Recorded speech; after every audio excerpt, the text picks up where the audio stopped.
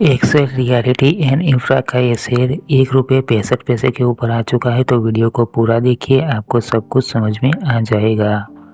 देखिए, पिछले कुछ दिनों से यहाँ पर अपर सर्किट लग रहा है। लगातार यहाँ पर अपर सर्किट देखने को मिला है पिछले कुछ दिनों से। तो देखिए, बहुत तेज़ी से ये अपर सर्किट लगे हैं। इस तरीके से ये किसी दिन लोअर सर्किट लगेंगे यहाँ पर, तो सेल नहीं कर पाओगे। ये बात याद रख लेना, क्योंकि इसका होल्ड टाइम ओपन करते हैं तो यहाँ पर देखिए प्राइस पहले भी बढ़ी थी बहुत तेज़ी से, फिर लोअर सर्किट लगाते हुए 0 पर आ चुकी थी। तो जिन्होंने ज़्यादा प्राइस में बाय किया था वो लॉस में है। तो यहाँ पर भी ऐसा ही हुआ है। तो देखिए, यहाँ पर स्टॉक की प्राइस ₹2 तक पहुँची थी, फिर ये 0.14 के ऊपर आ चुका था, ₹2 से 14 पैसे। तो प्राइस ज़्यादा बढ़ी थी। किसी ने ₹1 में बाय किया होगा, किसी ने ₹2 पर, तो वो लोग लॉस में ही है। तो यहाँ पर ये समझना ज़रूरी है कि इसका फंडामेंटल कैसा है। तो वॉल्यूम कंप्लीट है, लेकिन देखिए ये क्वांटिटी देखिए 73 लाख की बाई के अंदर पड़ा हुआ है ये ऑर्डर। तो यहाँ पर लाखों की क्वांटिटी में बाइंग चल रही है। सेलिंग कम है लेकिन बाइंग ज़्यादा है, तो अपर सर्किट लगा है। फंडामेंटल की बात करें तो मार्केट कैप 230 करोड़, ये बहुत ही कम है। पी रेशियो भी नेगेटिव है, कंपनी के ऊपर डेब्ट है थोड़ा सा। EPS भी 0 है। एक शेयर बाय करोगे तो कोई प्रॉफिट होने वाला है नहीं।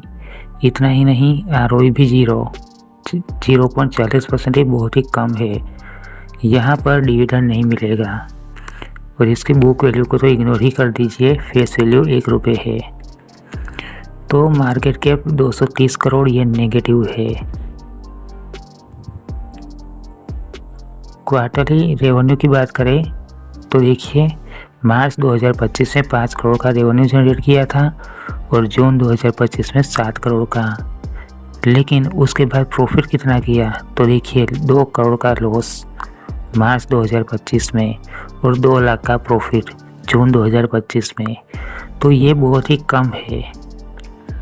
अगर 1 साल का कर देते हैं तो भी कंपनी लॉस में है। देखिए 4 करोड़ के लॉस में 2022 से।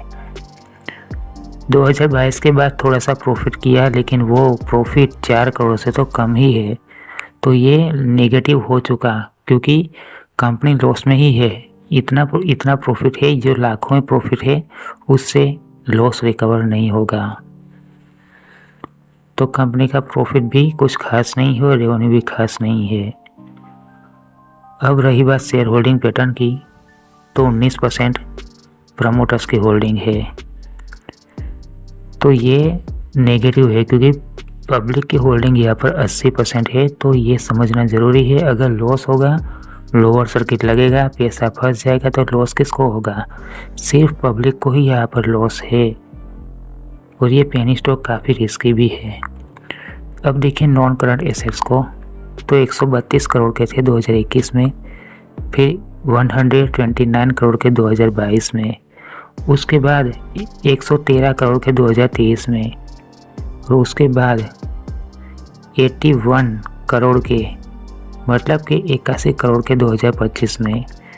तो नॉन करंट एसेट्स तो कम हो रहे हैं। तो कुछ तो नेगेटिव है इस कंपनी के अंदर, जो नॉन करंट एसेट्स भी कम हो रहे हैं। और फाइनेंशियल कंप्लीट नहीं है, फंडामेंटल भी कंप्लीट नहीं है। 230 करोड़ मार्केट के बहुत ही कम है।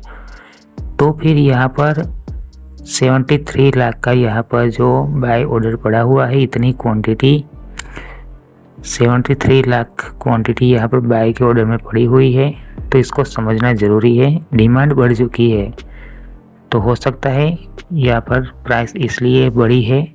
वो किसी दिन लोअर सर्किट लगेगा, प्राइस कम हो ही जाएगी, तो लॉस हो जाएगा। तो एक बात है, ये स्टॉक इन्वेस्ट करने के लिए योग्य नहीं है। फिर भी अगर इसके अंदर इन्वेस्ट करना है तो अपने रिस्क पर कर सकते हैं।